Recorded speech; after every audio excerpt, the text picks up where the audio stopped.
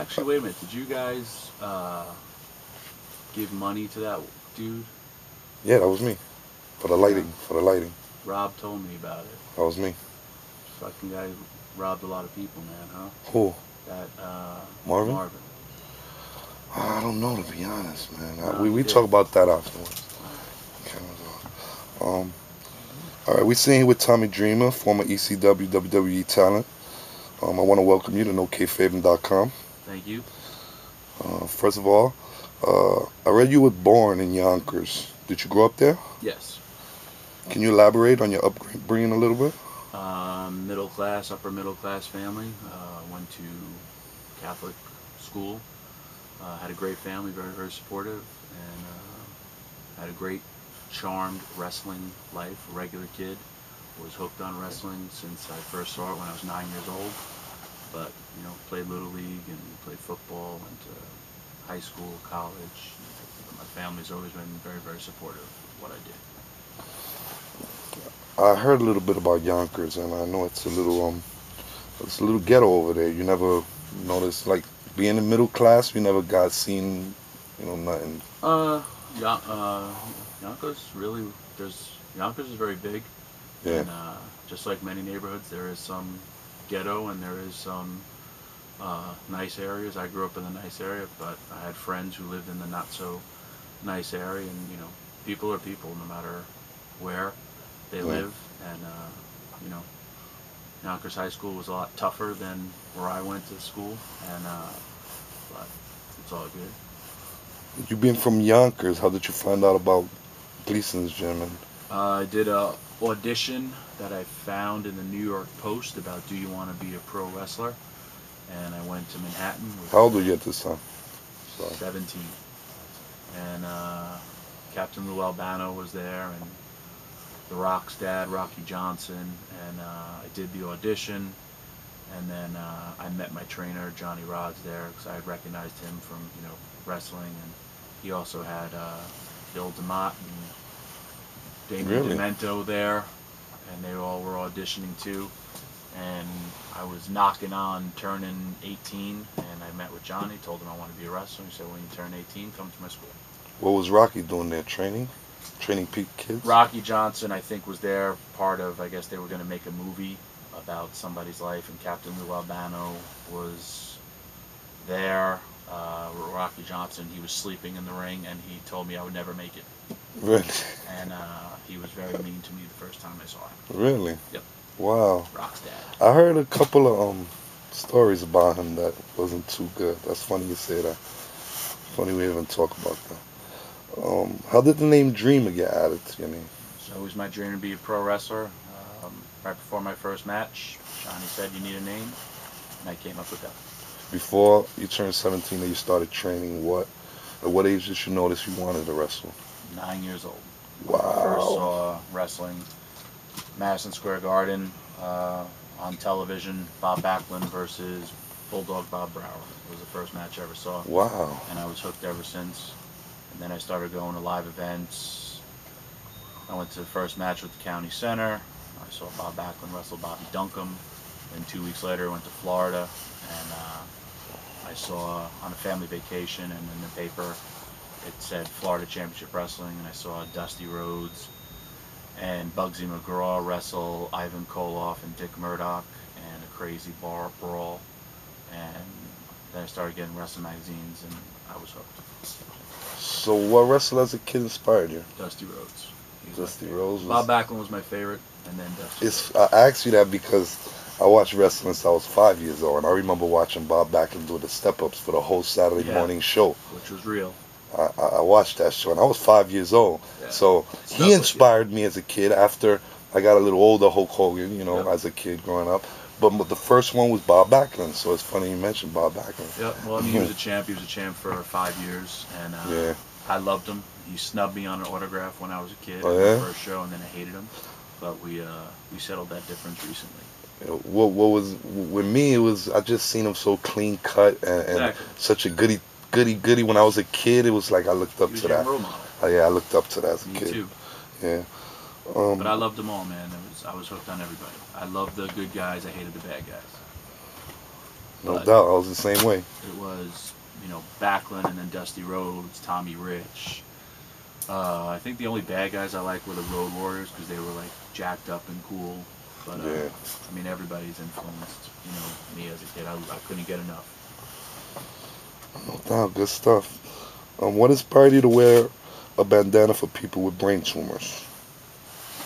I met a kid who said I wore a bandana for just like him. I was growing my hair long, and my hair was pretty curly and crazy, and he told me I wore a bandana just like him, and I was like, well, cool, then I'll just keep on wearing it for you.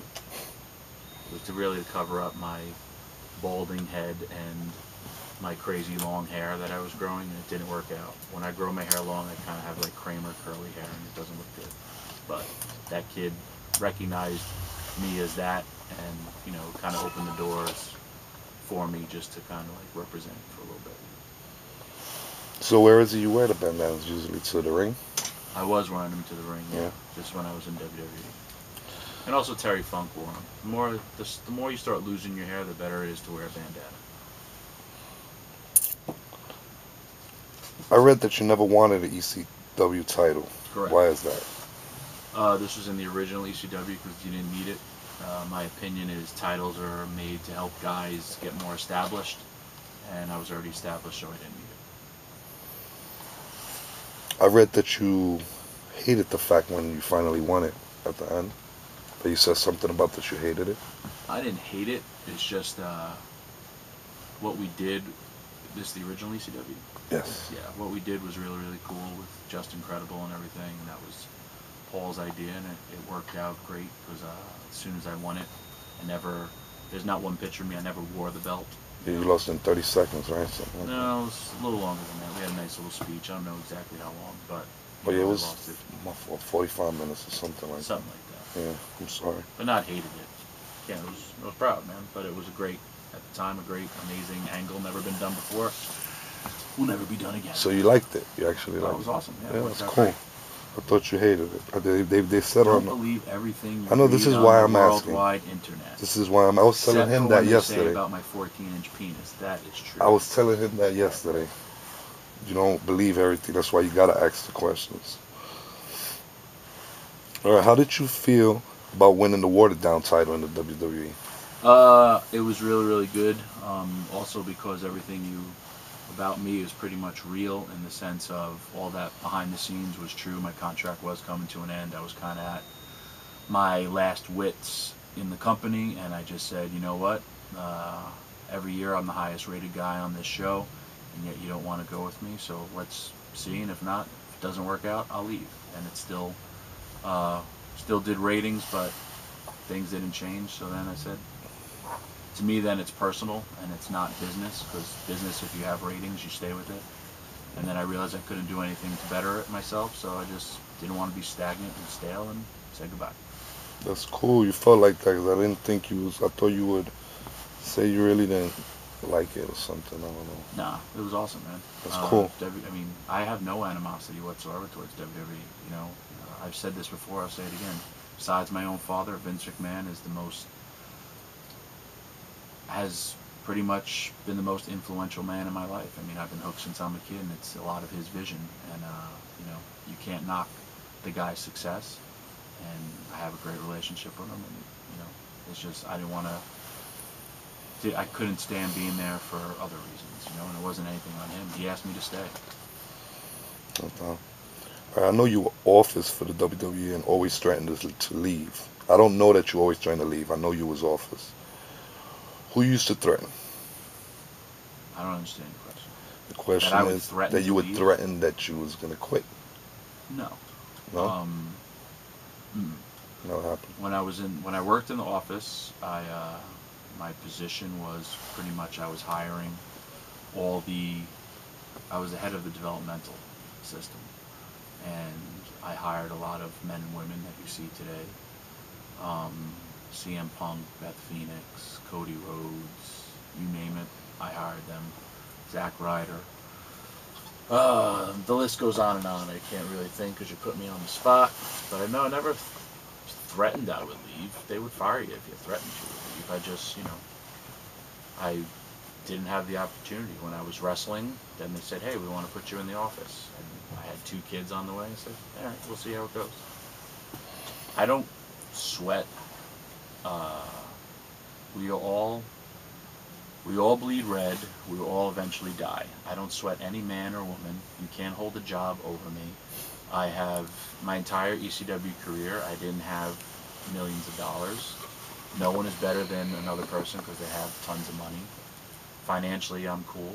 And, if I don't like a situation, I'm going to leave. I'm going to walk out. Why should you put yourself through that? If, times are tough. If you can find a job somewhere else, take it. If you can't, you got to stick with it. That's called life. I'm glad you feel that way.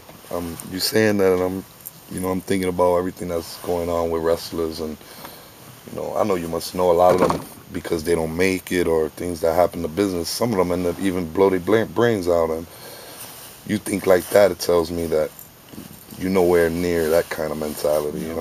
That's good. You got to understand, wrestling isn't based upon talent and ability. Wrestling is what other people envision you as. It's just like acting in the sense of how come this person gets cast in this role and this person gets cast in that role. Once, if you're a good wrestler, your talent will prevail. But, there's a lot of great wrestlers that don't ever get that chance just because based upon their look or, anything. For a long time, WWE would hire someone who was 6'4" and jacked up and couldn't wrestle as opposed to someone who can. But the best part about wrestling is it always changes, and you never know who is the writers or who are the bookers and who is going to. You could be the biggest loser one day, and the world champion the next day. And that's what a lot of guys got to hope for. It's not real. It's based upon what someone else thinks of you. And if a lot of guys who own companies base their characters of what they see themselves as. In ECW, Paul was a fat man who loved wrestling, and he based his characters on who the fans liked because he was a fan, and he didn't care if a guy had abs because he didn't have abs, but you know what? He was great at that, and he was great at everything in his career. He really was. He's still one of the best managers of all time, and he just looked at who can make money for the company as opposed to all the other behind-the-scenes bullshit that happens. Sorry that I cursed. Yeah, it's but all I right. did say I had a 14-inch penis earlier. So Yeah, but that's why I was smiling. It makes me happy to see that. well, I'm happy I made you happy. In my Some of y'all don't have that mentality. There's a Don't lot let of it get to people you. You who don't are- let it get to you, man. You can't. There's a lot. If it's and but there's politics in everything. There's politics in every sport. There's politics. Right now, when we're shooting this, I'm looking at there's guys like Johnny Damon, Vladimir Guerrero. They're baseball players who are still can contribute, but they're not signed to any team. And you're like, I wonder why. You don't know the behind the scenes of a lot of stuff. Maybe just some people think they're old and can't do it anymore. But I beg to differ. Yeah. You can't be bitter. Wrestling has given me and a lot of guys a great life. No, but it's that in life nobody should be bitter. Nope. Negativity breeds negativity. What made you unhappy to the point where you quit? Just behind the scenes stuff. I love wrestling since I was 9 years old, and I started not to like it. Just because, again, I felt like no matter how hard I worked, I couldn't advance. And so I just didn't want to be like that. Can you explain why you were called the heart and soul of ECW? I think because I did so much. I was the heart and soul of ECW because I did so much behind the scenes. I wasn't just a wrestler. I was doing the merch. I was helping book. I was helping produce. You name it, I did it. And I also stayed longer than the actual owner. He went to WWE before, and I still sat there holding on to everything. But it's all good. I read that you write a weekly column for Week Standard in Canada. Yes, I do. How did that come about? I met a guy on an indie show, and he was a big fan, and we were stuck in the car together for 3 hours, and he's like, man, you tell some really cool stories. You're a laid-back guy. I write an article. Would you like to do it? And I said, yeah. We'll try it out. He's a great editor. We're going to be working on my book together, and my column just got picked up all throughout Canada. and they wanted me to write in the UK, but they wanted like gossip and stuff, and I don't really know gossip unless what I see on the internet. And I just heard that I had a 14-inch penis. And, that's all stuff that was, I don't. That's not me, but also like I don't know gossip. Like the gossip you hear is the gossip that you read on the internet anyway. So why write about it in a newspaper? But again, I like my column. I like doing it. It's cool. Something different. Something I always like writing and doing that stuff like that. Why did you stop doing Tommy Dreamer TV? Stopped doing Tommy Dreamer TV, one, because it took for a long time every week to do it, to do the funny skits and to do the editing and all that stuff. I thought I would do a lot more hits than I was. I was averaging about 10,000 hits a week, which a lot of people told me was good. But Zach Ryder will do like 250,000, and then his little special friend Chiapetta did like 60,000 on his first show, and I was like, this kid's not even famous. But then what was the other reason? Oh, I got into a few disputes with YouTube. They Really? First they pay you to run ads, and they basically stopped paying me because they were claiming that I was clicking on, like, I had suspicious activity, which was like I was clicking on like my own ads, which I never did. Oh, okay. But it turns understand. out I had someone in Ireland always like clicking on all the pop-ups and everything, Yeah. just whatever. And I was like, so let me get this straight. I fly to Ireland and click on a foreign computer so I can get 2 cents a pop-up click. Mm.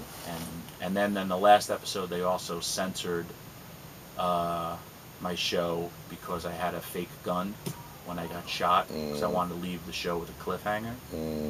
And they censored me in a lot of countries because of violence, which there was, no blood, or it was just the fact that I showed a fake gun. Yeah. But yet I shoved a giant can of Right Guard down my pants to emulate Shawn Michaels' biker shorts when he was in DX back in the day. And on that same episode, and they had no problem with me showing a gigantic man penis, Yeah. but showing a fake gun going pow pow was bad. So again, fighting big corporations. How did your twin daughters get a shot on The Sopranos? Just they did a print ad for Target. My wife was bored and saw an email. She submitted it. They won the Wow. No inside connections? no. They Cool. won the Target ad, which aired on Mother's Day, and then from there they got an agent, and we submitted that. She just took them down to the city for a paid audition, and they got the last 2 seasons of The Sopranos. No doubt. And I was on The Sopranos, and so was my wife. Yeah, I was going to ask you about that. Yeah. All right, did you plan on asking for more ahead when you got hit with the Singapore cane? What was that? Did you plan on asking for more ahead, or was it impulse? The whole "thank you, sir, may I have another"? No, I knew I had to take the 10, and that was just more of, kind of like Rocky Balboa-esque of, come on, So bring it. you did that on your own. Yeah, pretty much. Impulse on that moment. Yeah, pretty much. Cool. I mean, I knew I had to take the 10. That was part of the deal. So stupid. And a lot of that whole Singapore cane stuff, you loosen the strings, but if you go back and look, there was nothing loose about it. I was getting hit with a real cane. Thank you, Sandman. May I have another? You also appeared on the World We News music video. How did Yes. that come about? Just old school fans of ECW, and they contacted somebody and went. They were out in Long Island, went and shot the video, had a great time shooting it, and they did big numbers on their video. I think they've had like 40,000 hits or something, and it's pretty cool. I also read you did a episode with Mel Schwartz, Bounty Hunter. That was back in the day. That was with the guy, I forgot his name. He was the actor, Friday Night Lights, Super 8 movie, very famous actor right now. He had his own TV show. That was through ECW. I've done a lot of Cool. TV shows, some movies. Got like 3 movies coming up in 2012, and like doing all that stuff.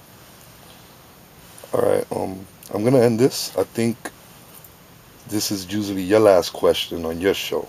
Tell me tell me if I'm wrong. If you had one last chance to say something to your fans, what would it be? Is that your last question that you usually ask? Always. Good Okay. question. Pure genius came up with that question.